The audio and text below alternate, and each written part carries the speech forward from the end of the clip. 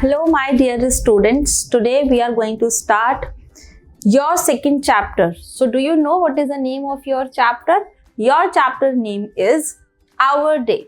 Okay, students, just tell me. If you think about day, so what are the things that come your mind? तो कौन सी चीजें आपके mind में आती हैं? पहले तो सन आता है हमारे माइंड में, है ना?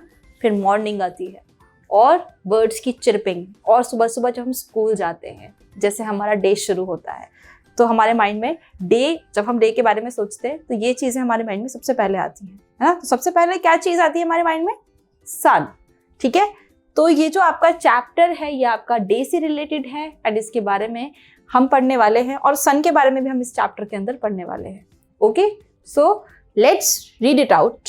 Hello, it is morning. Here comes the sun. It rises in the east. The birds start singing. Okay?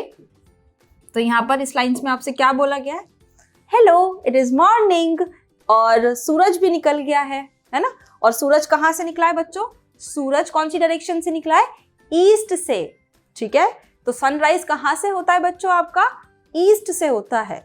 ठीक है, और बर्ड्स ने भी सिंग करना स्टार्ट कर दिया है. सुबह सुबह आपने बर्ड्स की चिरपिंग सुनी है? कैसे सिंग करती है ना बर्ड्स. ठीक है, तो जब हम मॉर्निंग में यहाँ पर जो सेंटेंस दिया हुआ है, द बर्ड्स स्टार्ट सिंगिंग, तो मॉर्निंग में बर्ड्स सिंग करना स्टार्ट कर देते हैं. Okay, our day begins now. The sun gives us light and heat. The sun sets in the west. ठीक है, तो बच्चों यहाँ पर आपकी दो डायरेक्शंस के बारे में बात हो रही है. तो पहले इस लाइन का मतलब समझते हैं, फिर उसके बाद हम अपनी डायरेक्शंस पे आएंगे. ठीक है, the sun, our day begins now. अब हमारा दिन शुरू हो गया है. ठीक है, द सन गिव अस. जब भी हमारे माइंड में सन की बात आती है तो सन हमें क्या क्या चीजें देता है बच्चों? बहुत सारी चीजें देता है ना? तो सन हमें पहली दो कौन सी चीजें देता है जो बेसिक है? वो है लाइट एंड हीट. तो सन हमें बहुत सारी लाइट देता है ना? डे ही हो जाता है पूरी दुनिया में. ठीक है, तो सन हमें क्या देता है? लाइट देता है और हीट देता है. हीट गर्मी देता है हमें.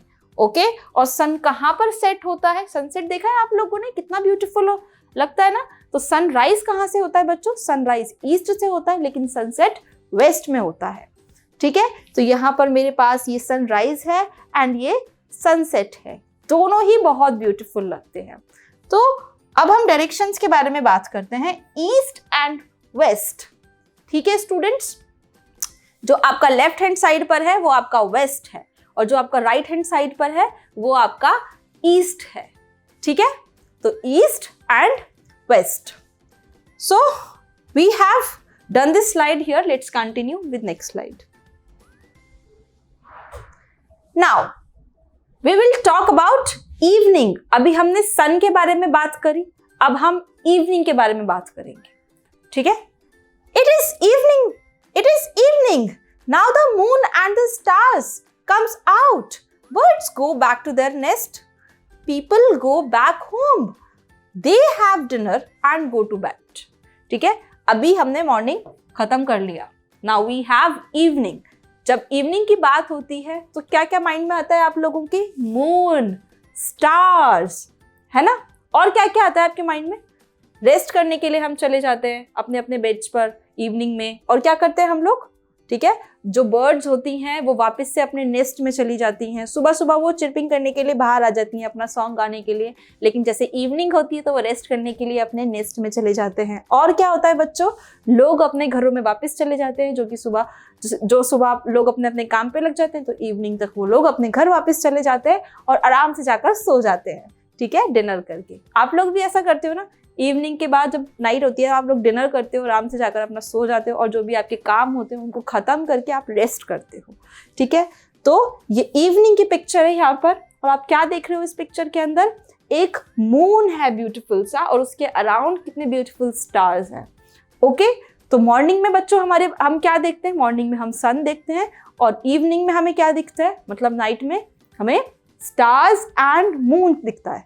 Okay, now students, you have your exercise part here. Let's try this. Okay, in this exercise, in this section you have few sentences and you have to complete all the sentences by filling the right word. Okay, तो first sentence है आपके पास the sun rises in the east. तो बच्चों सन कहाँ पर rise होता है, कौन सी डायरेक्शन में राइज होता है, तो वो ईस्ट में राइज होता है। Okay, as I told you in the chapter. Second sentence we have our day begins when the sun comes out in the sky.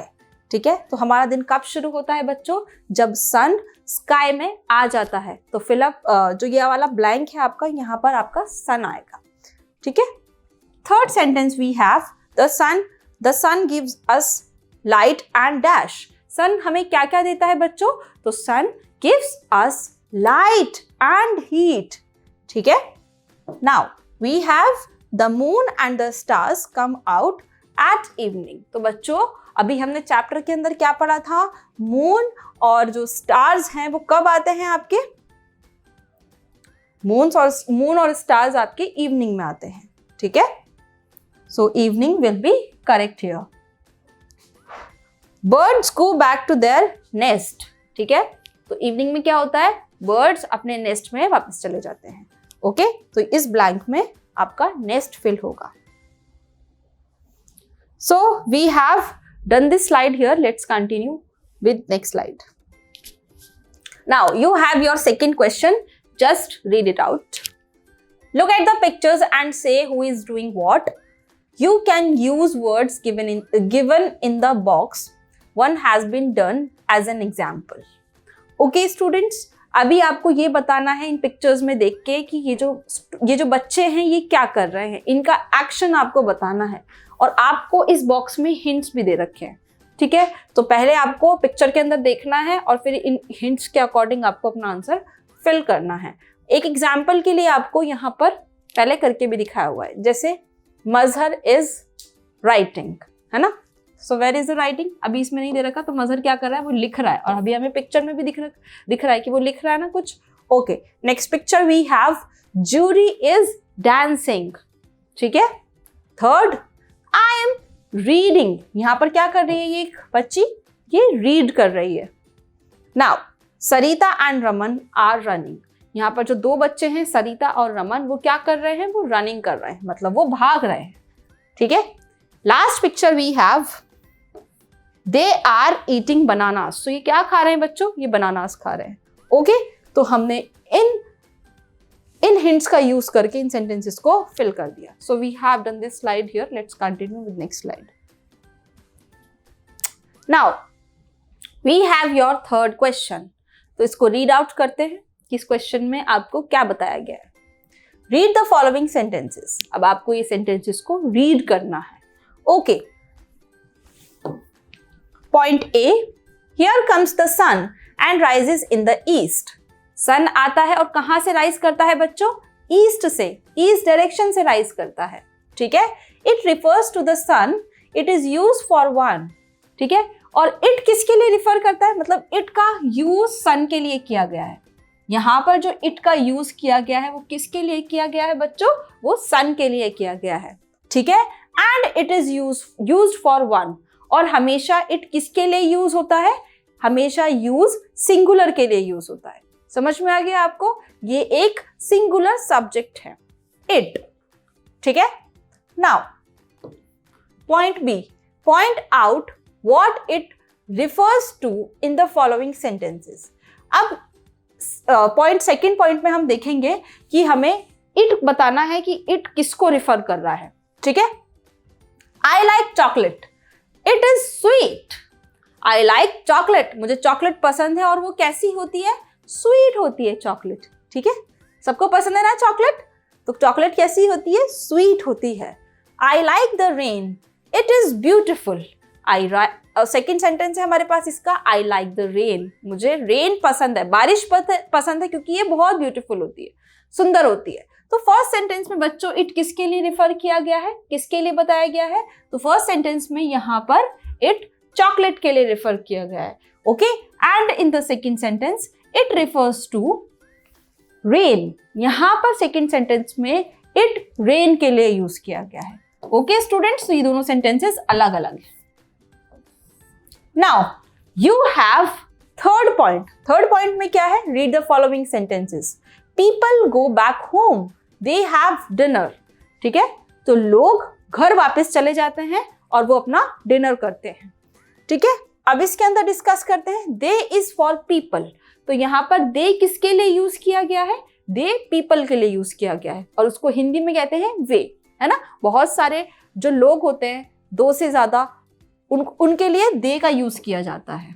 जो प्लूरल, ये आपका एक प्लूरल सब्जेक्ट है जिसको हिंदी में हम वे कहते हैं। ठीक है, तो दे लोगों के लिए यूज किया जाता है। Understood? They is for people, they लोगों के लिए यूज किया गया है। They means more than one, they का मतलब क्या होता है? एक से ज्यादा, मतलब ये एक प्लूरल फॉर्म है। ठीक है, ये एक आपका प्लूरल सब्जेक्ट है जिसका मतलब होता है हिंदी में वे। Understood? Now we have point D. Point out what they refers to in the following. ठीक है, तो हमें पॉइंट डी के अंदर ये बताना है दे किसके लिए रिफर किया गया है इन सेंटेंसेस में। Here are Neel, Anwar and Tulsi. यहां पर 3 कैरेक्टर्स हैं, मतलब 3 लोग हैं। कौन कौन है वो 3 लोग बच्चों? नील, अनवर एंड तुलसी। ठीक है, now they are singing. Look at the boy scouts, they are in uniform. तो फर्स्ट सेंटेंस में आपको क्या बोला गया है? यहां पर 3 बच्चे हैं। कौन कौन है वो? नील, अनवर एंड तुलसी। और वो तीनों क्या कर रहे हैं? They are singing. तो दे किसके लिए यूज किया गया है बच्चों? इन तीनों के लिए यूज किया गया है। और ये 3 एक तो नहीं है ना, ये एक से ज्यादा हैं, ये 3 लोग हैं। ठीक है, अगर ये कोई एक होता तो यहां पर दे का यूज नहीं होता, क्या तो ही का यूज होता या फिर शी का यूज होता। अब आपको कॉन्सेप्ट क्लियर हो गया? Okay, look at the boy scouts, they are in uniform. अब ये सेकेंड सेंटेंस है। बॉय स्काउट्स की तरफ देखो, वे यूनिफॉर्म में है, वो अपनी यूनिफॉर्म में है। ठीक है, तो बॉय स्काउट्स में कोई एक बच्चा तो नहीं होगा ना, स्काउट्स में ग्रुप होगा पूरा, है ना। तो उस ग्रुप के लिए क्या यूज किया है? बॉय स्काउट्स के ग्रुप के लिए दे यहां पर यूज किया है। समझ में आ गया आप लोगों को? Okay, now we have point E, उसको डिस्कस करते हैं। Try to make sentences of your own using it and they. अब आपको ऐसे ही कुछ सेंटेंसेस बनाने हैं, उसमें आपको यूज करना है इट एंड दे का। तो हम कुछ सेंटेंसेस बना लेते हैं बच्चों यहां पर।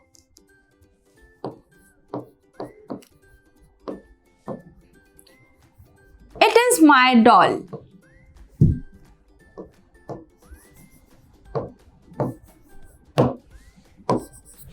ठीक है, यह मेरी डॉल है और मैं एक डॉल की बात कर रही हूं। समझ में आ गया आपको? एंड ये नॉन लिविंग थिंग है, तो इसलिए इसके साथ इट का यूज होगा।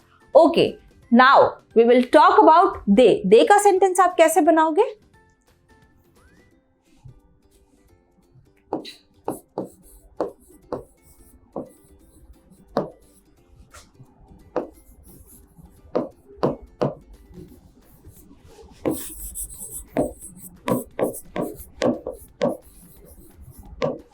वे पिकनिक पे जा रहे हैं।